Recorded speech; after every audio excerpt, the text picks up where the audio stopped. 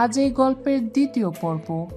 যারা আগের পর্ব শোনোনি তারা চ্যানেলে ঢুকে শুনে নিও।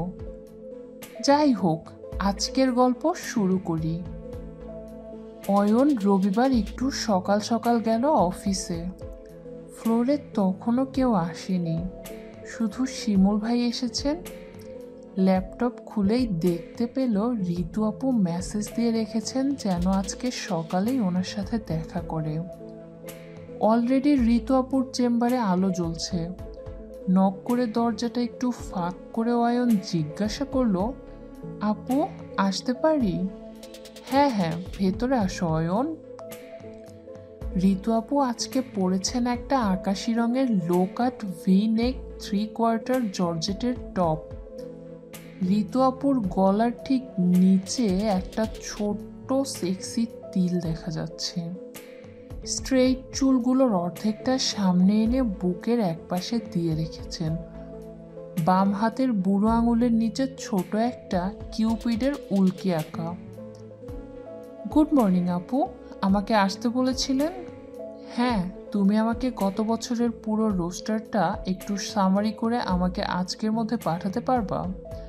লাস্ট 12 মান্থস এর সমস্ত হেড কাউন্ট অনুযায়ী সামারি হলেই হবে। ঠিক আছে আপু, আমি দুপুরের পরপরই আপনাকে মেইল করে দেবার চেষ্টা করব। আচ্ছা, আরেকটা বিষয় বলো তো, তোমাদের টিমে সরফরাজ মাহমুদ জুয়েল ঠিক কী কাজ করে? আপু, জুয়েল ভাইয়া আমাদের স্পেশাল ক্লায়েন্ট হ্যান্ডেল করেন, কিছু বড় ক্লায়েন্টের কি অ্যাকাউন্ট ম্যানেজার। আচ্ছা, উনি কি প্রায় ওভারসিজ ট্রাভেল করে? প্রায়ই বলতে আপু রুমন ভাইয়ের সাথে প্রায় সমস্ত ট্রিপেই যায়। আমাদের সমস্ত বড় ক্লায়েন্ট দেখেন বলে রুমন ভাইয়ার ডান হাত বলে ডাকতেন আগের CHRO শেবাজ ভাইয়া। ও ওকে। আর সিনিয়র এক্সিকিউটিভ হয়ে তুমি রোস্টারের মতো এত গুরু দায়িত্ব পেলে কিভাবে? আমাদের ওখানে তো রোস্টার করে অ্যাটলিস্ট অ্যাসিস্ট্যান্ট ম্যানেজার লেভেলে। আসলে আপু আমাদের রোস্টারের সফটওয়্যারটা আমি ইন্টারনালি ডেভেলপ করেছি, তাই সবাই আমাকে মেইল করে যার যার রোস্টার পাঠিয়ে দেয় আর আমি ইনপুট দেই। ফ্রন্ট অ্যান্ড এর কাজটা এখনও শেষ হয়নি তাই। আর আমি আগে থেকেই রুমন ভাইয়ের জন্য টিম অ্যাক্টিভিটির সমস্ত ডেটা সার্ভার থেকে নামিয়ে সামারি করে দিই। সেখান থেকেই আমার কাছে স্ট্যাট সার্ভারের সব ডেটাবেজের অ্যাক্সেস আছে। আচ্ছা ঠিক আছে, তুমি তাহলে আমাকে আজকের মধ্যে কষ্ট করে সামারিটা পাঠিয়ে দিও। Thank you. নো প্রবলেম আপু, এনি টাইম, বলে ঋতু আপুর রুম থেকে বের হয়ে এলো। মাথায় ঘুরতে লাগলো ঋতু আপুর জেরা। বোঝাই যাচ্ছে ঋতু আপু অনেক উঁচু লেভেলের খেলোয়াড়, না হলে দেশের সবচেয়ে বড় টেলিকমের সিনিয়র ম্যানেজার হওয়াটা সহজ কথা না। নতুন গেম শুরু হবে মনে হচ্ছে কোম্পানিতে। অয়নর কাজ দেখাতে দুপুরের মধ্যে ঋতু আপুকে মেইল পাঠিয়ে দিল। লাঞ্চের পর রুমন ভাইয়ের একটা মেইল আসলো। ওকে আগের একটা রিপোর্টের কিছু ডেটা পরিবর্তন করে দিতে বললেন। ও একটু দ্বিধায় পড়ে গেল। রিপোর্টটা গত বছরের ক্লোজিংয়ের সময় করা, সেটার ডেটা এখন কেন পরিবর্তন করতে বলছেন বুঝলাম না। 4 তলায় রুমন ভাইয়ের চেম্বারে গিয়ে দরজায় টোকা দিল। ভাইয়া আসতে পারি? ইয়েস কামিং, ল্যাপটপ থেকে মুখ তুলে বললেন। ও অয়ন, এসো। ভাইয়া, আপনার মেইলটা পেয়েছি। হ্যাঁ, তোমাকে মেইলটা পাঠিয়েছিলাম, কিছু ডেটায় গন্ডগোল আছে, এই বছরের সাথে ম্যাচ করছে না। তুমি এর আগের বছরের ফিগারগুলো ফলো করো, যদি লাগে কিছু ডেটা ডেটাবেস থেকে ফেলে দাও। পুরনো ডেটা মুছে দিব ভাইয়া? হ্যাঁ, তোমাকে তো নাম্বার মিলাতে হবে তাই না? আমি তো লাস্ট ক্লোজিংটা খেয়াল করিনি, তোমার উপর ভরসা করে তো এখন আমি বিপদে পড়ে যাচ্ছি। তুমি আজকেই ডেটাগুলো ক্লিন করে রিপোর্টটা তৈরি করে আমাকে পাঠাও, কিছুটা ধমকের সুরে বললেন। ওকে ভাইয়া, তাহলে আমি আপনার ইমেইলের ফিগারগুলো ফলো করে রিপোর্টটা তৈরি করে পাঠিয়ে দিচ্ছি। ওকে, আমাকে আজকের মধ্যেই করে দিয়ে যাবে।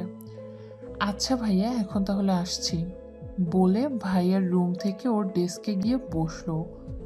সকালে ঋতু আপুর জেরা, এখন আবার রুমন ভাই বলছেন ডেটা মুছে ফেলতে। ও বিড়বিড় করে বলল, কোন যে এক ফাপড়ে পড়লাম। কর্পোরেটরের এইসব খেলা খুব সাবধানে নিজেকে বাঁচিয়ে খেলতে হয়। আমি ভালোই টের পাচ্ছি বড় কিছু একটা ঘটতে যাচ্ছে। ও প্রথমেই সমস্ত ডেটাবেজের একটা ব্যাকআপ নিয়ে রাখলো, যাতে কোনো রকম বিপদ হলে নিজেকে বাঁচাতে পারে। তারপর সন্ধ্যা পর্যন্ত বিভিন্ন ডেটাবেস থেকে ডেটা মুছে রুমন ভাইয়ের সাজেশন মতো সংখ্যা পরিবর্তন করে রিপোর্টটা নতুন করে তৈরি করলো। রুমন ভাইকে মেইল করে সেদিনকার মতো অফিস থেকে বেরিয়ে গেল, সাথে আমিও। একসাথে যেতে যেতে ঘটনাগুলো আমাকে বলছিল অয়ন। দুজনেই ক্লান্ত ছিলাম, তাই সোজা বাসায় গেলাম। পরদিন সকালে অফিসে এসে লিফটে উঠেছি। লিফটের দরজা পুরোপুরি বন্ধ হয়ে যাওয়ার আগেই আবার খুলে গেল। দেখি অয়ন ঢুকছে, মুখে শয়তানি হাসি। Good morning Faria. হলুদ রঙের চওড়া গলার কামিজে আজকে তোমাকে তো হলুদিয়া পাখির মতো লাগছে, বলল অয়ন। গুড মর্নিং অয়ন ভাইয়া, ঢঙ্গি সুরে বললাম। লিফটের দরজা বন্ধ হতেই ওকে জড়িয়ে ধরে পিঠটা চেপে ধরলাম। কি ব্যাপার, আজকে কি লিফটে হবে নাকি? তোমার ফ্লোরে তো কল দিলে না। না, লিফট আমার ভয় করে, তোমাকে ধরে থাকলে ভয় কম লাগে। তোমার সাথে 13 তলায় উঠে 1 তলা হেঁটে উঠব। উঁচু বিল্ডিংয়ের হাই স্পিড লিফটগুলো আমার একেবারেই পছন্দ না, চট করে উঠে যায়। ভালো মতো একটু সময় দিয়ে রোম্যান্স করে সকালটা শুরু করব, সেই উপায় নাই। হালকা করে ও আমার ঘাড়ে চুমু দিতে দিতে আমার বুকে একটু হাত দিতেই লিফট চলে এলো 13 তলায়। জামা ঠিক করে চুলগুলো সামনে দিয়ে ওর আগে বেরিয়ে গেলাম। ও নেমে হাঁটা দিল ফ্লোরের দিকে। ওর কিউবিকলের দিকে আগাতেই দেখলাম সাইমা ওর পাশের ডেস্কের ফিরোজের সাথে কি নিয়ে যেন হাসাহাসি করছে। আর পাশ থেকে দেখা যাচ্ছে ওনার বিশাল ডাবগুলো হাসির দমকে লাফিয়ে লাফিয়ে উঠছে। একটু কাছে যেতেই সাইমা আপুর কালো কামিজের স্বচ্ছ শিফনের কাপড়টা চোখে বিঁধে গেল। এত ট্রান্সপারেন্ট পোশাকে কেউ অফিসে আসতে পারে, ভাবাই যায় না। একে তো আমার সাথে মাত্রই কচলা কচলি করে এসেছে, আর ওনার এই ট্রান্সপারেন্ট ড্রেস দেখে অয়নের বুকটা মোচড় দিয়ে উঠল। ও টেবিলে ল্যাপটপের ব্যাগ রাখতে রাখতে জিজ্ঞেস করলো, গুড মর্নিং, কি ব্যাপার, সাত সকালেই আপনারা কি নিয়ে এত মজা করছেন? আরে শুনো মজার ঘটনা, ফিরোজকে এক ফিমেল ক্লায়েন্ট নাকি বলেছে টাকা কি বলদের ড্যাশ ড্যাশ দিয়ে আসে নাকি, বলেই হাসতে শুরু করলো। ওর দিকে ফিরতেই পাতলা জর্জেটের ওড়নার নিচ দিয়ে ডিপ নেক গলার কামিজের গলা দিয়ে অনেকটা দেখা যাচ্ছে।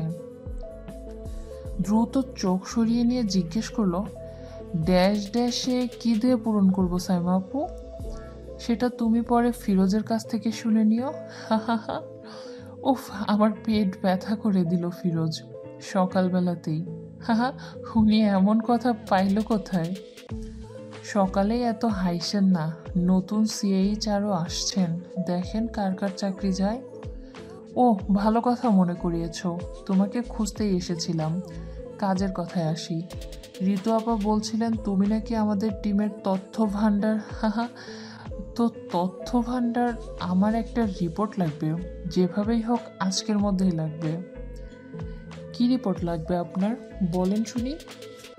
তুমি আমাকে গত মাসের এজেন্ট ওয়াইজ ইনবাউন্ড কলের একটা অপারেটর আরজিও লোকেশন ডিস্ট্রিবিউশন অ্যানালাইসিস করে দিবা। আমি একটা ফরম্যাট পাঠিয়ে দিচ্ছি তোমাকে। ভাইরে ভাই, শুনেই তো মনে হচ্ছে আজকে তেল বের হয়ে যাবে আমার। আজকেই লাগবে? ডেটা আছে কিনা দেখতে হবে তো আগে। অয়নের আপত্তি শুনে ওনার বুকটার অর্ধেক কিউবিকলের দেয়ালে এমনভাবে ঠেসে দিলেন যাতে এক পাশের একটা বের হয়ে বিশাল সাইজ পুরোপুরি দেখা যাচ্ছে।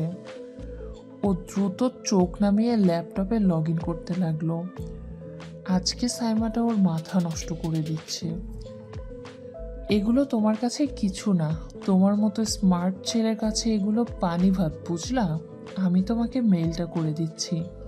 নাকি রুমন ভাইকে বলে দিব তোমাকে আজকে কোনো কাজ না দিতে? না থাক, রুমন ভাইকে বলার কিছু নাই, উনি কাজ দিলে আপনার কাজটার কথা বলবো। ওকে, থ্যাঙ্কস অয়ন। বলে চলে গেল নিজের কিউবিকলের দিকে।